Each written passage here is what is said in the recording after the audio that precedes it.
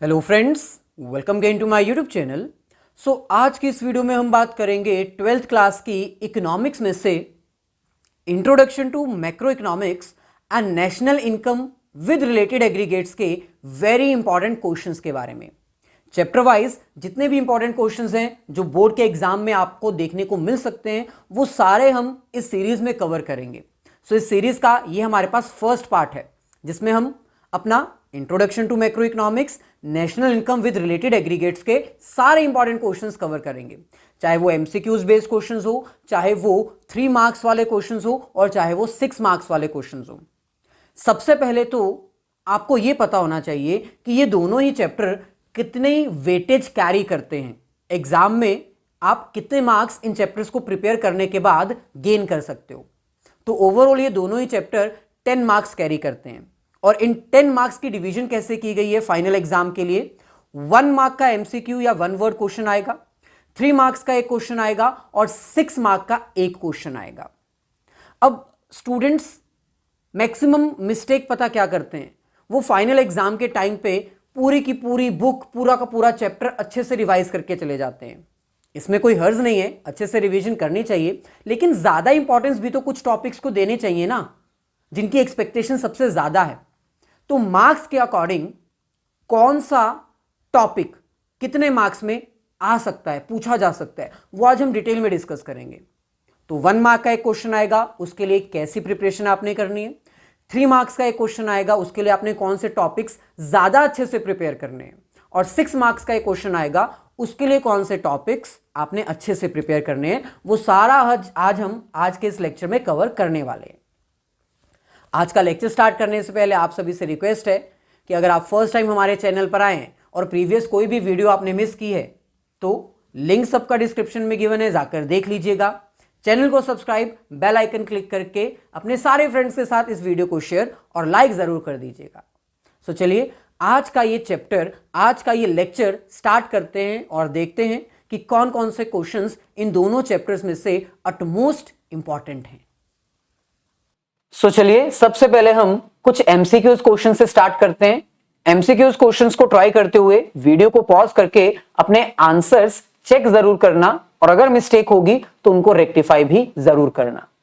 First question, transfer payments refers to payments which are made.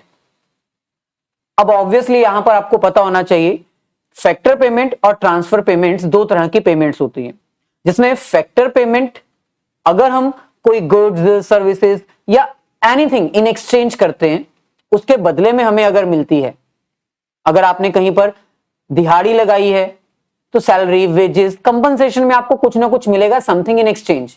लेकिन अगर कोई चीज आपको फ्री में मिल रही है तो उसको ट्रांसफर पेमेंट कहते हैं। तो इसका करेक्ट आंसर क्या होगा? Option A. Transfer payment refers to those payments which are made without any exchange of goods and services. जैसे स्कॉलरशिप दे देना किसी को, ओल्ड एज पेंशन प्रोवाइड करना गवर्नमेंट के द्वारा, तो ये सब ट्रांसफर पेमेंट्स में काउंट किए जाते हैं। सेकंड हमारे पास है, विच one of the following items come under consumption goods. अब इसका करेक्ट आंसर क्या होगा? Obviously all of this. Consumption goods मतलब वो गुड्स जो कंज्यूमर के द्वारा कंज्यूम की जाती हैं, चाहे वो फाइनल सेटिस्फेक्शन के लिए हो, चाहे वो इन्वेस्टमेंट पर्पस के लिए हो, लेकिन वो कंजम्पशन के लिए बनी है। जैसे ड्यूरेबल गुड्स में क्या आ सकता है? टेलीविजन्स एंड रेफ्रिजरेटर्स, और भी बहुत सारी चीजें। सेमी ड्यूरेबल में क्या आ सकते हैं? क्लोथ्स। सेमी ड्यूरेबल मतलब जो 6, 7, 8 महीने या 12 महीने से ज्यादा नहीं चलते। और नॉन ड्यूरेबल में क्या आते हैं? ऐसे प्रोडक्ट्स जो एक ही बार कंज्यूम करने के बाद वैनिश हो जाते हैं, खत्म हो जाते हैं, जैसे कि milk. So all these three are consumption goods. Next हमारे पास है, services of a teacher is a capital goods, consumption goods, intermediate goods, can be consumption goods and intermediate goods. अब इसका करेक्ट आंसर होना चाहिए ऑप्शन डी।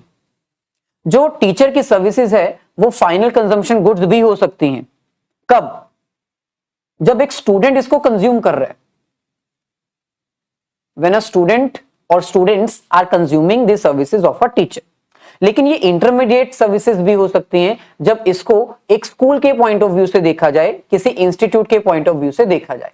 एक teacher को school में appoint as an intermediate good की तरह ही किया जाता है, क्योंकि टीचर्स के थ्रू स्टूडेंट्स को डिलीवरी की जाती है। तो स्कूल के पॉइंट ऑफ व्यू से ये इंटरमीडिएट सर्विसेज होती हैं, लेकिन स्टूडेंट्स के पॉइंट ऑफ व्यू से वो फाइनल कंजम्पशन गुड्स भी हैं।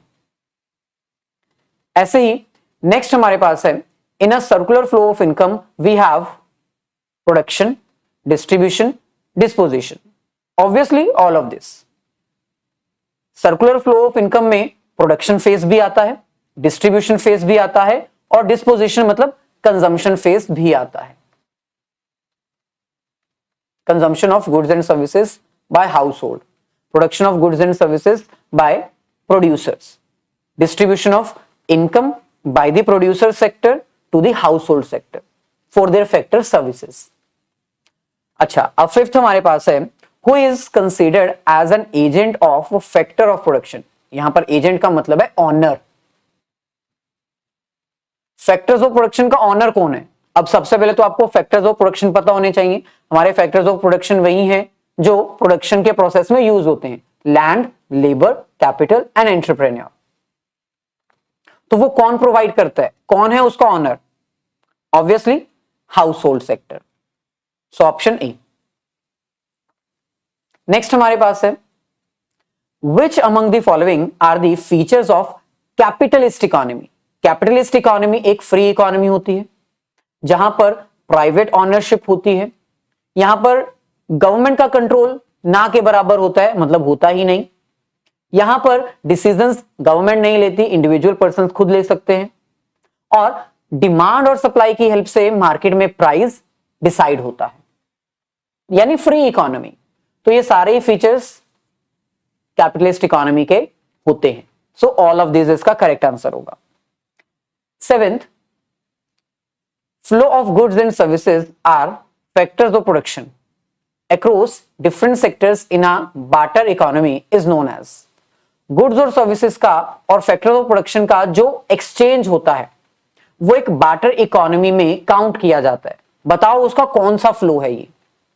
ऑब्वियसली सर्कुलर फ्लो में मनी फ्लो और रियल फ्लो दो ही फ्लो होते हैं। मनी फ्लो वो होता है जिसमें एक्सचेंज ऑफ मनी इन्वॉल्व होता है, और रियल फ्लो वो होता है जिसमें मनी की इन्वॉल्वमेंट नहीं होती। इसमें जो हाउस होल्ड सेक्टर है वो फैक्टर्स ऑफ प्रोडक्शन देता है, और जो प्रोड्यूसर सेक्टर है वो गुड्स और सर्विसेज प्रोवाइड करता है।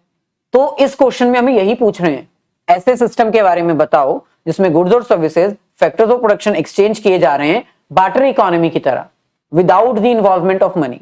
तो करेक्ट आंसर क्या होगा? Yes, option B, that is real flow. Next हमारे पास है question number 8, which one of the following statement is incorrect. कौन सी स्टेटमेंट गलत है? अब इसको अंडरस्टैंड करने के लिए आपको सारे कन्वर्जन रूल्स आने चाहिए। अगर आपको मार्केट प्राइस से फैक्टर कॉस्ट पे जाना है तो क्या प्लस और क्या माइनस करना होता है, ग्रॉस से अगर नेट पे जाना है तो क्या प्लस क्या माइनस करना है, तो ये सारे रूल्स आपको याद रहने चाहिए। उसके अकॉर्डिंग आपको इनमें से एक रॉन्ग फॉर्मूला आइडेंटिफाई करना है। तो यहां पर 8th क्वेश्चन में आपका जो फर्स्ट है यही गलत है। अगर आप इसको ध्यान से देखो, यहां पर हमें कह रहे हैं GDP at MP is equals to GDP at FC minus net indirect tax. तो ये गलत है। फैक्टर कॉस्ट तो वो होती है ना जिसमें से पहले से ही इनडायरेक्ट टैक्सेस माइनस होते हैं, तो अगर दोबारा माइनस करेंगे वो तो फिर डबल माइनस हो जाएगा। तो ये लेस वाला गलत है। यहां पर आना क्या चाहिए था? प्लस आना चाहिए था, क्योंकि जब हम फैक्टर कॉस्ट में नेट इनडायरेक्ट टैक्सेस प्लस करते हैं तब वो मार्केट प्राइस बनता है। तो इसका मतलब फर्स्ट फॉर्मूला, फर्स्ट स्टेटमेंट आपकी गलत है। ऐसे 9th क्वेश्चन है, national income differs from net national product eight market price by the amount. अब आपको पता होना चाहिए नेशनल इनकम को हम NNP एट FC कहते हैं, और यहां पर हमें कह रहे हैं NNP एट MP। तो दोनों के बीच का डिफरेंस हमें पूछ रहे हैं। तो सिंपल है, net national product, net national product तो सेम है। डिफरेंस किस चीज का पूछ रहे हैं? फैक्टर कॉस्ट और मार्केट प्राइस। मार्केट प्राइस और फैक्टर कॉस्ट के बीच के डिफरेंस को हम क्या कहते हैं? नेट इनडायरेक्ट टैक्स, जो मैंने कि अभी यहां पर आपको बताया भी था फॉर्मूला में। तो इसका करेक्ट आंसर क्या होगा? Option B, net indirect taxes. 10th question, net national product at factor cost is, ये मैंने अभी आपको करवाया है। इसका करेक्ट आंसर क्या होगा? National income. नेशनल इनकम को ही हम एनएनपी एट एफसी कहते हैं। तो यहां पर रिवर्स करके क्वेश्चन पूछ लिया, एनएनपी एट एफसी को क्या कहते हैं? It is national income. चलिए आगे बढ़ते हैं। 11th question, the net value added method of measuring national income is also known as net output method, production method, industry of origin method या all of the above. तो इसका correct आंसर है D, all of the above. Maximum students ने ना सिर्फ यही नाम सुना होगा, ये सारे इसी के नाम है, नेट आउटपुट मेथड, क्योंकि हम उसमें सेल्स यूज करते हैं। वैल्यू ऑफ आउटपुट याद होगा आपको फॉर्मूला में। प्रोडक्शन मेथड, क्योंकि यहां पर हम प्रोडक्शन के बारे में ही काउंटिंग करते हैं। इंडस्ट्री ऑफ ओरिजिन मेथड, क्योंकि ये इंडस्ट्रीज से ही ओरिजिनेट होता है, इसलिए हम इसको इंडस्ट्री ऑफ ओरिजिन मेथड भी कहते हैं। 12th question, identify the item which is not a factor payment. कौन सी फैक्टर पेमेंट नहीं है? यानी आपको यहां पर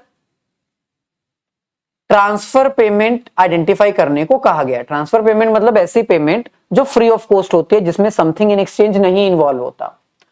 free uniform to defence personnel, salaries to the member of parliament, imputed rent of an owners occupied a building, scholarship given to the students of scheduled caste। तो D इसका correct answer. अब ए इसका करेक्ट आंसर क्यों नहीं है? क्योंकि defence personnels को जो यूनिफॉर्म मिलती है वो फ्री नहीं होती है, वो ऑब्वियसली उनकी कॉस्ट से ही, उनकी यूनिफॉर्म की जो अमाउंट होती है वो उनकी सैलरी से ही डिडक्ट हो जाती है एक तरह से।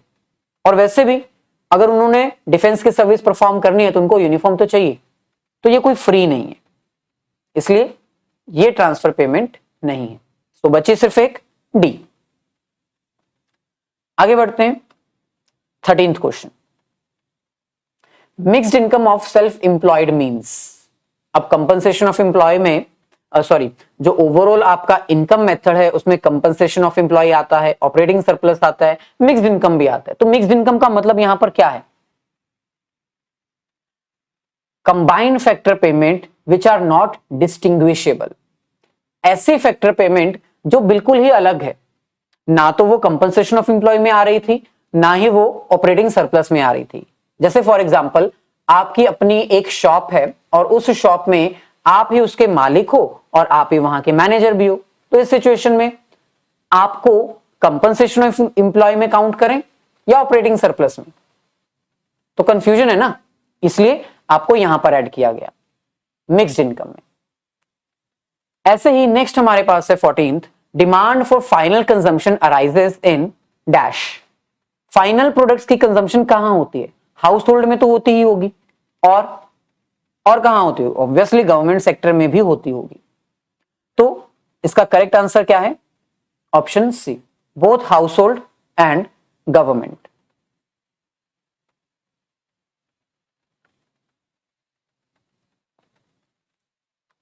ऐसे ही नेक्स्ट हमारे पास है 15th, demand for intermediate consumption arises in dash. जो इंटरमीडिएट प्रोडक्ट्स होते हैं, जो भी फाइनल बाउंड्री को क्रॉस करके नहीं गए हैं, जिनमें अभी और प्रोसेसिंग हो सकती है, उनकी डिमांड कहां पर होती है? Obviously all producing sector of an economy. Economy के जितने भी प्रोडक्शन सेक्टर हैं, जो प्रोडक्शन कर रहे हैं, किसी न किसी चीज में इन्वॉल्व है मैन्युफैक्चरिंग को लेकर, वो इनकी डिमांड करते हैं। सो एमसीक्यूज में एक last question, which one of the following option is an economic activity? Easy है, कौन सी इसमें से इकोनॉमिक एक्टिविटी है? Obviously option C, medical facilities rendered by a charitable dispensary. चाहे चैरिटेबल डिस्पेंसरी है, लेकिन फ्री ऑफ कॉस्ट तो नहीं दे रही, सब कुछ चैरिटेबल है, यानी सस्ते रेट में कर रही होगी, मेडिकल फैसिलिटी प्रोवाइड कर रही है, मेडिसिन के चार्जेस ले रहे होंगे, कम ले रहे होंगे, लेकिन बाकी सब ये तो इकोनॉमिक एक्टिविटी नहीं है किसी भी हालत में।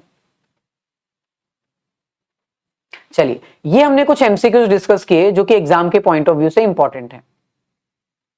अब हम थोड़ा सा आगे बढ़ते हैं और बात करते हैं 3 मार्क्स के क्वेश्चंस की। 3 मार्क्स के क्वेश्चंस किन किन टॉपिक्स में से आ सकते हैं वो हम देखते हैं। जैसे कि मैंने लेक्चर के बिगिनिंग में आपको बताया था, 1 मार्क का एक क्वेश्चन होगा, 3 मार्क्स का एक क्वेश्चन होगा और 6 मार्क्स का एक क्वेश्चन होगा, तो टोटल 10 मार्क्स का, जिसमें से 1 मार्क के मैक्सिमम एमसीक्यूज ही आते हैं, वो सारे हमने आपसे डिस्कस कर लिए। अब हम 3 मार्क्स को प्रिपेयर करते हैं।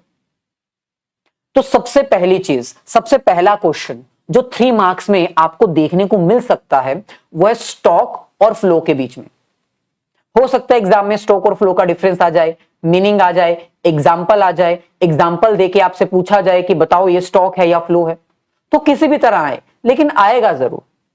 सो स्टॉक और फ्लो होता क्या है, इसको डिफरेंस में अंडरस्टैंड करो तो आपको मीनिंग भी हो जाएगा, एग्जाम्पल भी हो जाएंगी, डिफरेंस भी हो जाएगा।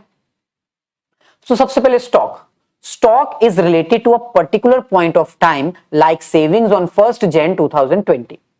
स्टॉक एक पर्टिकुलर टाइम पर रिकॉर्ड किए जाने वाला वेरिएबल होता है। ये एक ऐसा वेरिएबल है जो एक पर्टिकुलर टाइम पे रिकॉर्ड किया जाता है, ना उससे पहले ना उससे बाद।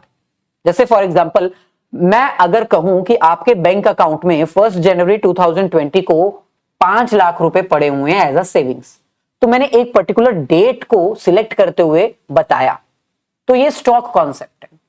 फ्लो कॉन्सेप्ट एक ऐसा वेरिएबल होता है जो ओवर द पीरियड काउंटिंग करता है। ओवर द पीरियड मतलब 1 महीना, 1 घंटा, पर मिनट, पर आवर, पर वीक, ऐसे।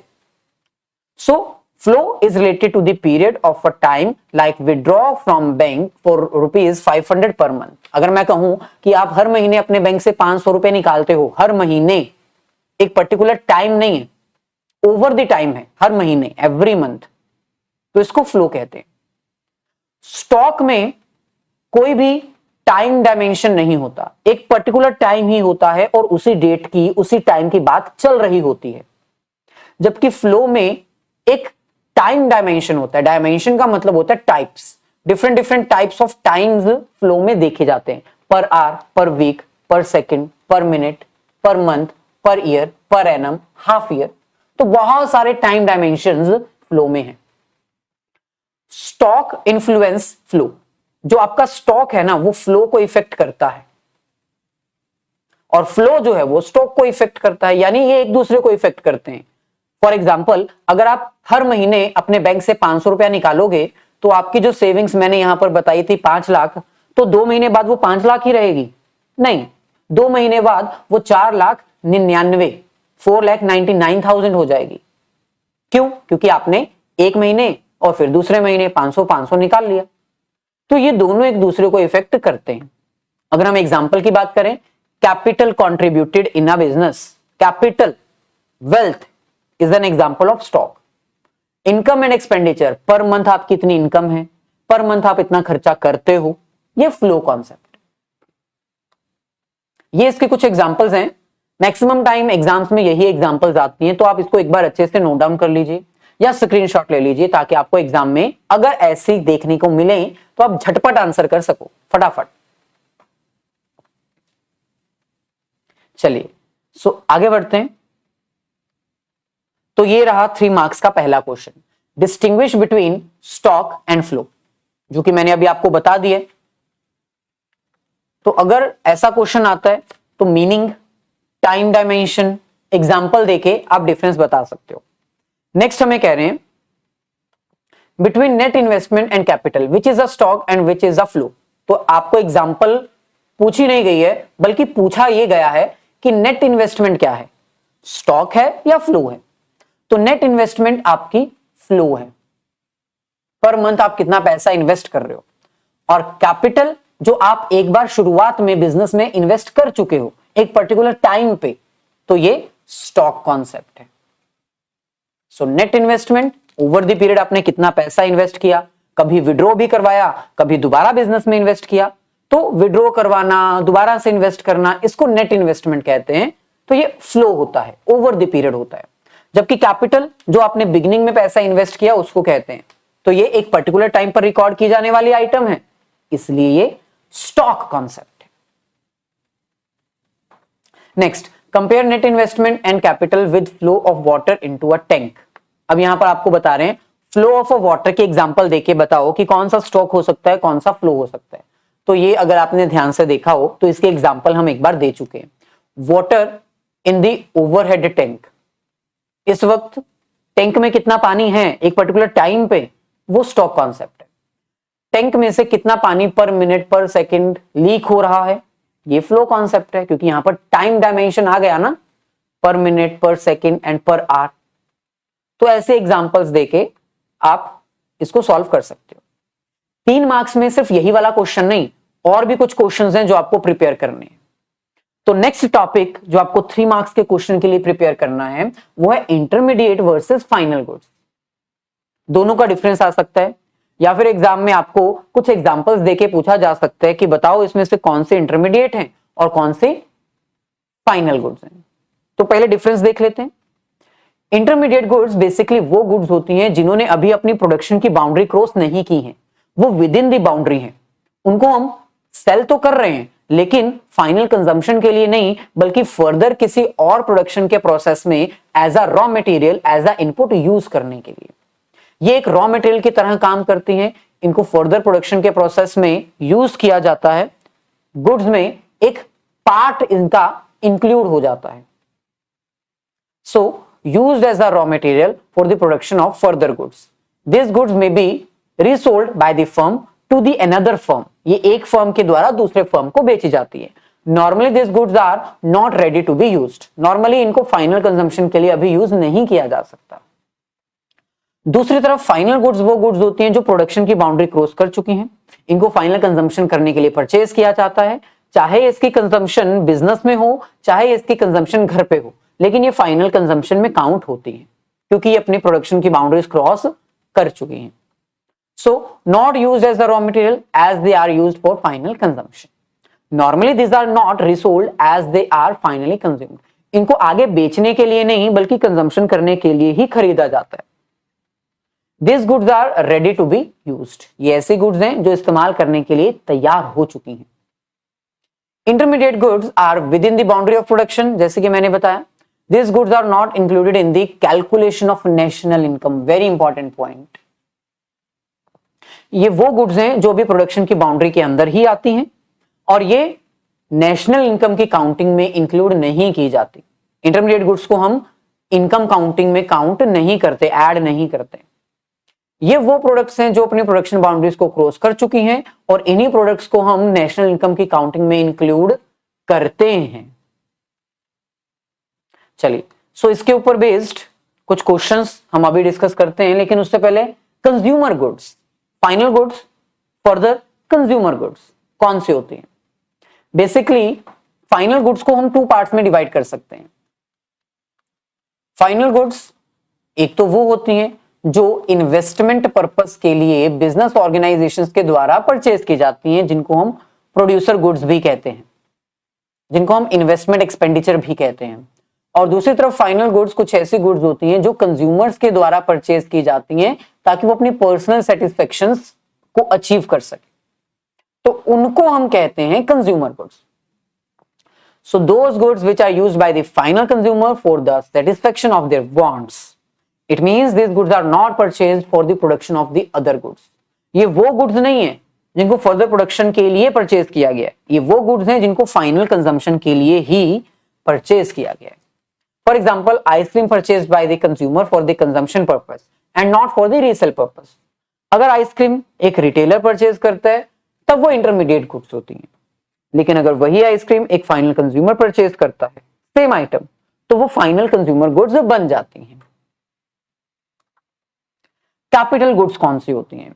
बेसिकली कैपिटल गुड्स वो गुड्स होती हैं जो एक प्रोड्यूसर के द्वारा, एक मैन्युफैक्चरर के द्वारा, एक बिजनेस ऑर्गेनाइजेशन के द्वारा परचेज की जाती हैं ताकि वो फर्दर गुड्स प्रोड्यूस करने के लिए उसको यूज कर सके।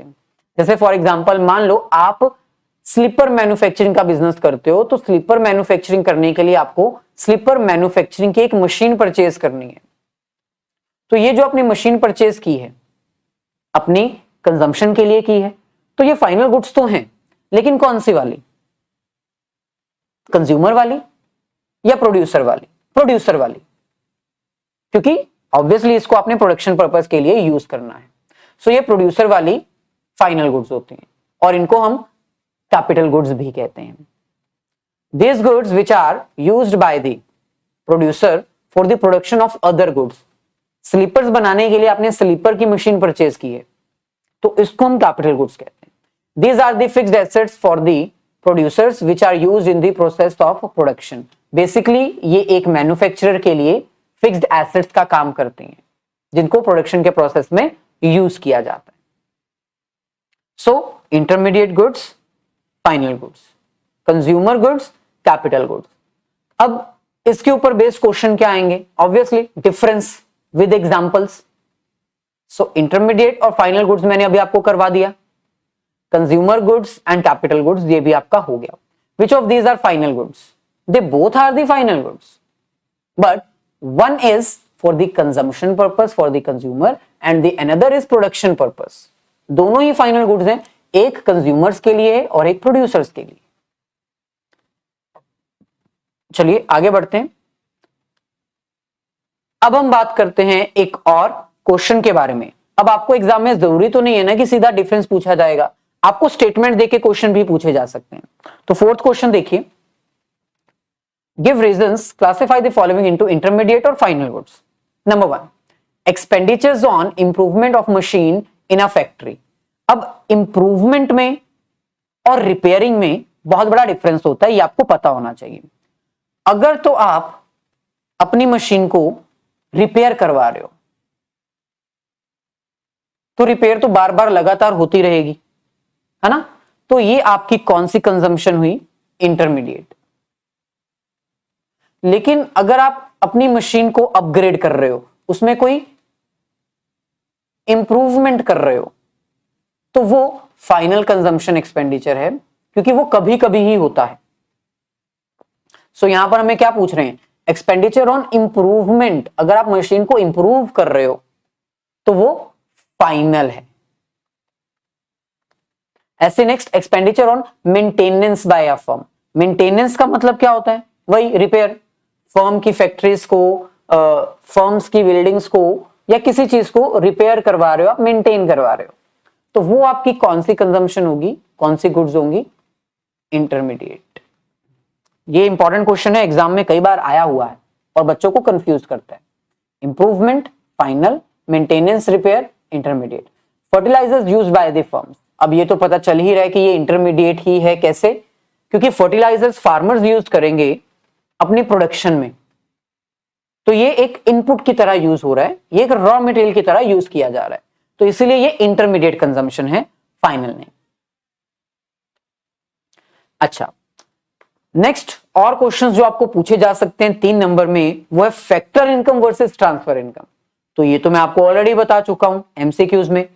फैक्टर इनकम वो इनकम होती है जो एक पर्सन अर्न करता है बाय रेंडरिंग द सर्विसेज, यानी आपने कुछ दिया तो बदले में आपको जो पैसा मिला, फ्री में जो पैसा मिलेगा वो क्या कहलाएगा? Transfer income.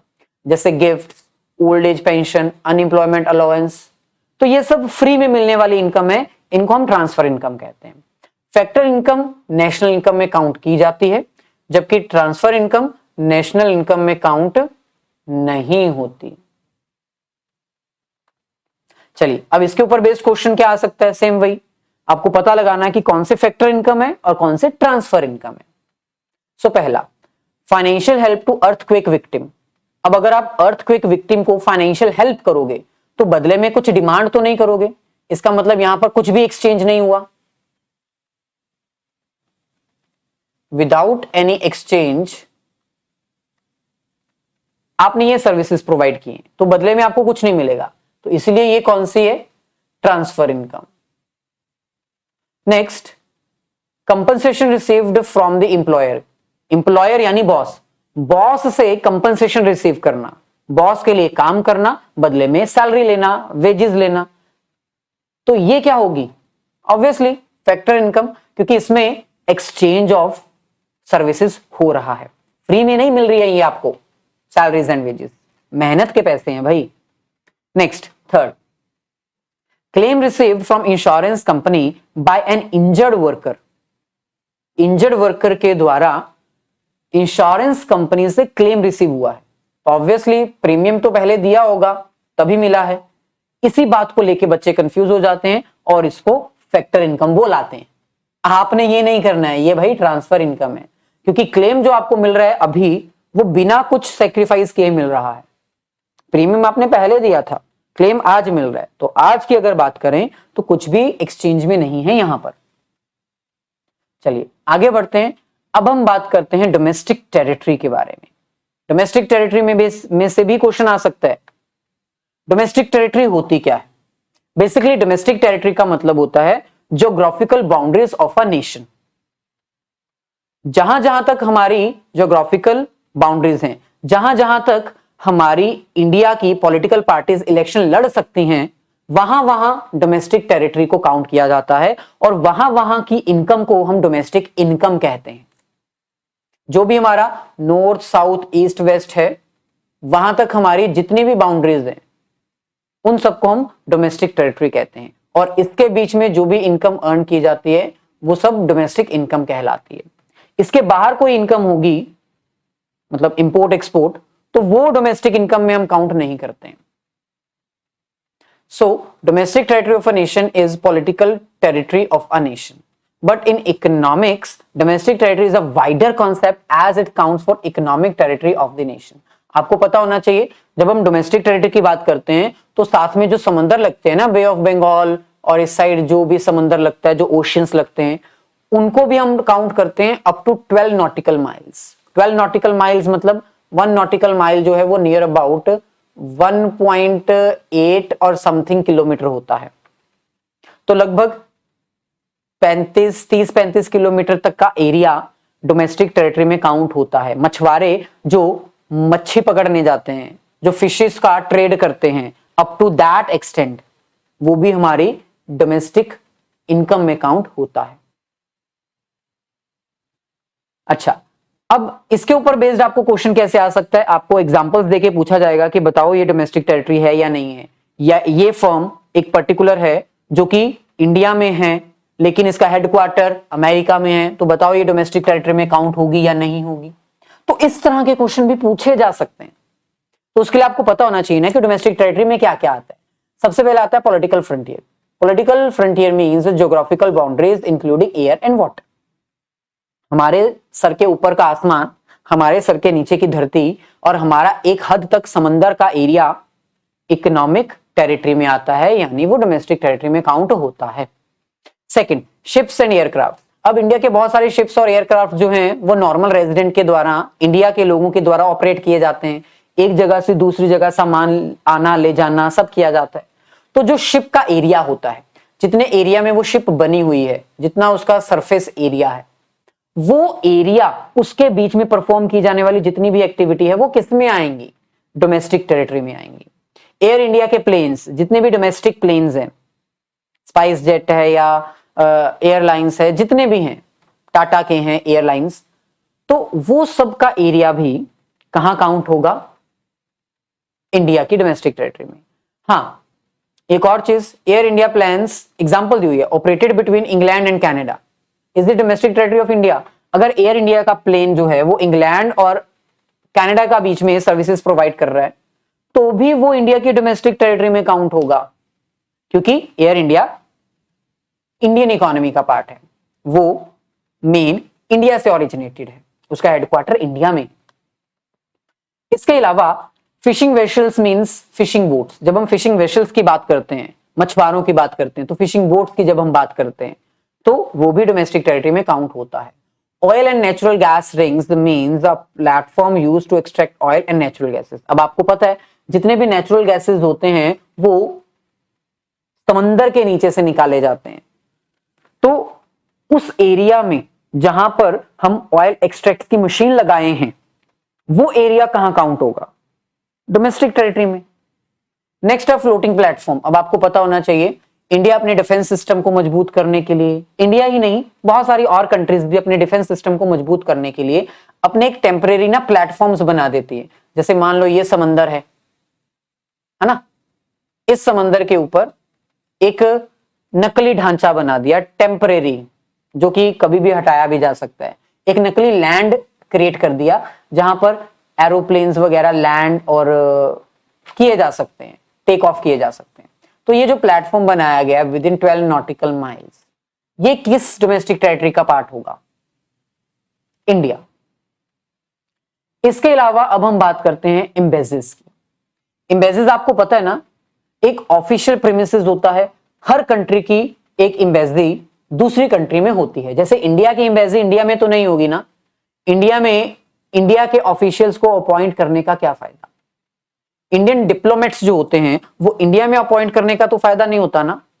इंडियन गवर्नमेंट अपने डिप्लोमेट्स जो हैं वो डिफरेंट डिफरेंट कंट्रीज में भेजेगी, वहां पर उनका ऑफिस बनाया जाएगा, उस ऑफिस में वो डिप्लोमेट्स बैठ के डिफरेंट डिफरेंट कन्वर्सेशंस करेंगे, ट्रेड की बातें करेंगे, अपने रिलेशन को मजबूत करेंगे दूसरी कंट्रीज के साथ, तो इसको हम एम्बेसीज कहते हैं। सो इंडिया की एम्बेसी इंडिया में नहीं, इंडिया से बाहर बाकी सब कंट्रीज में होंगी। सो मान लो एक इंडियन एम्बेसी है, कहां पर? अमेरिका में। तो ये हमारा अमेरिका, अब जैसा भी है ऐसा ही है, ये अमेरिका, इस अमेरिका में ये इंडिया की एम्बेसी। तो जितने एरिया में ये इंडिया की एम्बेसी बनी हुई है ना, इस एरिया को हम डोमेस्टिक टेरिटरी में काउंट करेंगे। किसकी डोमेस्टिक टेरिटरी? इंडिया की। सो इसका मतलब इंडिया ने अपनी एम्बेसीज जितनी भी कंट्रीज में ओपन करी होंगी, वहां पर अपने डिप्लोमेट्स भेजे होंगे ट्रेड को मजबूत करने के लिए, लड़ाई झगड़े से बचने के लिए, कोई डिस्प्यूट है उसको सॉल्व करने के लिए, रिलेशंस मजबूत करने के लिए। तो वो सब एरियाज, जितने भी एरियाज में वो एम्बेसी होगी, वो इंडिया की डोमेस्टिक टेरिटरी में काउंट होगी। ऐसे ही इंडिया में भी दिल्ली में बहुत सारे ऐसे छोटे छोटे ऑफिसेज होंगे डिफरेंट डिफरेंट कंट्रीज के, अमेरिका का होगा, जापान का होगा, पाकिस्तान का भी होगा। तो ये सब एरियाज डोमेस्टिक टेरिटरी ऑफ किसकी कहलाएंगे? इंडिया की नहीं, अमेरिका की एम्बेसी अमेरिका की डोमेस्टिक टेरिटरी में काउंट होगी, जापान की जापान में, पाकिस्तान की पाकिस्तान में। यानी इसका मतलब जिस कंट्री की एम्बेसी है उस कंट्री की वो डोमेस्टिक टेरिटरी है। ओके, अब यहां पर एक चीज आपको ध्यान रखनी है, employees working in embassies are the normal resident of the country to which they belong. अब हो सकता है कि अमेरिका में हमारी जो एम्बेसी है, इंडिया की जो एम्बेसी है, वहां पर एक रशियन वर्कर काम कर रहा हो, तो ये रशियन वर्कर कहां का नागरिक होगा? इंडिया का, क्योंकि वो इंडिया की एम्बेसी में काम कर रहा है? नहीं। अमेरिका का, क्योंकि वो अमेरिका में रहता है? नहीं, वो रशिया का माना जाएगा। यहां पर लिखा है ना, normal resident of the country to which they belong, जिस कंट्री से वो बिलोंग करते हैं ना, वो उस कंट्री का ही रेजिडेंट कहलाएगा। तो इसका मतलब इंडिया में जो अमेरिकन एम्बेसी है, वहां पर अगर इंडियन वर्कर काम कर रहा है तो वो इंडिया का ही कहलाएगा। तो जिस कंट्री से वर्कर बिलोंग करता है उस कंट्री का वो नॉर्मल रेजिडेंट होता है, ये याद रखना एग्जाम में। जैसे फॉर एग्जांपल मान लो एक इंडियन वर्कर है, वो इंडिया की ही एम्बेसी में काम कर रहा है, ऑब्वियसली वो इंडियन वर्कर ही कहलाएगा। मान लो एक इंडियन वर्कर है जो अमेरिका की एम्बेसी में काम कर रहा है, तो भी वो इंडियन वर्कर ही कहलाएगा, इंडिया का ही नॉर्मल रेजिडेंट कहलाएगा। चलिए अब इसके ऊपर बेस्ड कुछ क्वेश्चन आपके सामने हैं। Give reason, state whether the following are included और एक्सक्लूडेड इन और फ्रॉम डोमेस्टिक टेरिटरी। क्या डोमेस्टिक टेरिटरी में ये काउंट होंगे? होंगे तो क्यों होंगे, नहीं होंगे तो क्यों नहीं होंगे? रीजन, पहला, an Indian company in America, India की एक कंपनी है मान लो रिलायंस, उसका एक ब्रांच अमेरिका में है, तो क्या वो इंडिया की डोमेस्टिक टेरिटरी में काउंट होगा? आंसर होगा नहीं, क्योंकि ये आउट ऑफ द बाउंड्री है। मैंने अभी बताया था ना, डोमेस्टिक टेरिटरी का मतलब होता है विद इन बाउंड्री, तो ये क्योंकि बाउंड्री के बाहर चला गया तो ये डोमेस्टिक टेरिटरी में नहीं, लेकिन हाँ नेशनल इनकम में जरूर काउंट होगा। नेक्स्ट है company in India owned by American, India में एक अमेरिकन कंपनी है, कंपनी अमेरिका की है लेकिन इंडिया में है, इंडिया की डोमेस्टिक टेरिटरी के विद इन है, तो ऑब्वियसली ये डोमेस्टिक टेरिटरी में तो काउंट होगी ना। यस। नेक्स्ट है Russian embassy in India, India में एम्बेसी किसकी है? रशिया की। अगर वो रशिया की एम्बेसी है तो वो डोमेस्टिक टेरिटरी भी रशिया की हुई ना, इंडिया की नहीं। So no. चलिए ऐसे ही अब हम बात करते हैं नेशनल रेजिडेंट, नॉर्मल रेजिडेंट के बारे में। नेशनल इनकम में नॉर्मल रेजिडेंट के ऊपर भी आपको क्वेश्चन आ सकता है, और क्वेश्चन कैसा आएगा? वही एग्जांपल दी जाएगी और पूछा जाएगा कि बताओ क्या ये बंदा नॉर्मल रेजिडेंट है। और सबसे ज्यादा कंफ्यूजन आपको इसी में होती है, नॉर्मल रेजिडेंट कौन है। बेसिकली एक नॉर्मल रेजिडेंट वो होता है जो दो कंडीशंस को सेटिस्फाई करता है। Condition number 1, ordinary resides in the country. Condition number 2, having a economic interest in the same country. जिस कंट्री में आप नॉर्मली रहते हो उसी कंट्री में आपका इकोनॉमिक इंटरेस्ट भी अगर है तो आप उस कंट्री के नॉर्मल रेजिडेंट कहलाओगे। ऑर्डिनरी रिजाइड्स मतलब अगर आपको एक कंट्री में रहते हुए एक या उससे ज्यादा साल हो चुके हैं, 1 ईयर या उससे ज्यादा टाइम हो चुका है, आप उसी कंट्री में रह रहे हो, तो आप नॉर्मल रेजिडेंट हो। लेकिन इसके साथ आपको सेकंड कंडीशन भी सेटिस्फाई करनी पड़ेगी। फर्स्ट कंडीशन तो ठीक है, मान लो आप किसी कंट्री में 1 साल से ज्यादा रह रहे हो लेकिन आपका इकोनॉमिक इंटरेस्ट वहां नहीं है, ना आप कंजम्पशन वहां की करते हो, ना इन्वेस्टमेंट, ना प्रोडक्शन, ना सेविंग, तो आपका इकोनॉमिक इंटरेस्ट वहां पर है ही नहीं, तो क्या आप नॉर्मल रेजिडेंट कहलाओगे? ऑब्वियसली नहीं। तो दोनों कंडीशन सेटिस्फाई होनी चाहिए। कंडीशन 1, आप उस कंट्री के ऑर्डिनरी रेजिडेंट होगे, यानी आप 1 साल से ऊपर रह रहे होगे। दूसरा, 1 साल ऊपर रहते हुए आपका इकोनॉमिक इंटरेस्ट भी वहीं का है, आप प्रोडक्शन भी वहीं कर रहे हो, कंजम्पशन भी वहीं कर रहे हो, इन्वेस्टमेंट भी वहीं कर रहे हो और सेविंग्स भी वहीं के लिए कर रहे हो। तो ये दो कंडीशन सेटिस्फाई हो गई तो आप नॉर्मल रेजिडेंट हो। अब हम बात करते हैं कुछ इंपॉर्टेंट पॉइंट्स के बारे में। नॉर्मल रेजिडेंट में पहला पॉइंट है, normal resident includes both individual and institute. यानी जब हम नॉर्मल रेजिडेंट की बात करते हैं ना, तो इसमें हम एक लिविंग ह्यूमन बीइंग की भी बात करते हैं और एक non living company, business, firm की बात भी करते हैं। तो जैसे रिलायंस है, इसका हेडक्वार्टर इंडिया में है ना, तो ये इंडिया का नॉर्मल रेजिडेंट कहलाएगी।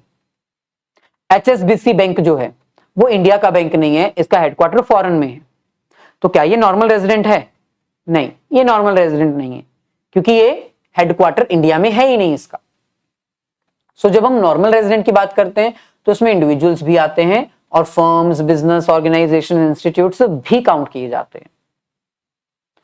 Next, normal residents may be citizen, may not be citizen, यानी हो सकता है वो नागरिक हो सकता है नागरिक ना हो। नागरिकता लेने के लिए आपको पता होना चाहिए ना, वोटिंग राइट लेने के लिए आपको कुछ कंडीशन सेटिस्फाई करनी पड़ती हैं। तो जरूरी नहीं है कि आप रेजिडेंट हो तो सिटीजन होना भी जरूरी है। हो सकता है आप इंडिया में रह रहे हो, आपको इंडिया में रहते हुए 5 साल हो चुके हैं, आपका इकोनॉमिक इंटरेस्ट भी इंडिया में ही है, लेकिन इंडियन गवर्नमेंट ने अभी तक आपको नागरिकता नहीं दी है इंडिया की। आप क्योंकि पहले पाकिस्तान रहते थे या फिर आप चाइना रहते थे या फिर कनाडा से आए हो, तो अभी तक आपको सिटीजनशिप नहीं मिली। तो सिटीजनशिप ना मिलना क्या आपको नॉर्मल रेजिडेंट से भी हटा देता है? नहीं। चाहे आप सिटीजन हो चाहे आप सिटीजन नहीं हो, अगर आपको 1 साल से ऊपर हो चुका है, आपका इकोनॉमिक इंटरेस्ट इंडिया में है, तो आप नॉर्मल रेजिडेंट में काउंट किए जाओगे। ऐसे third, international institutes are not the normal resident of that country. अब बहुत सारे इंटरनेशनल इंस्टीट्यूट्स हैं, जैसे यूएनओ है, WHO है, WTO है, world trade organisation, world health organisation, united nations of organisations. तो ये सब इंटरनेशनल इंस्टीट्यूट्स हैं। ये क्या इंडिया के नॉर्मल रेजिडेंट माने जाएंगे? ऑब्वियसली नहीं।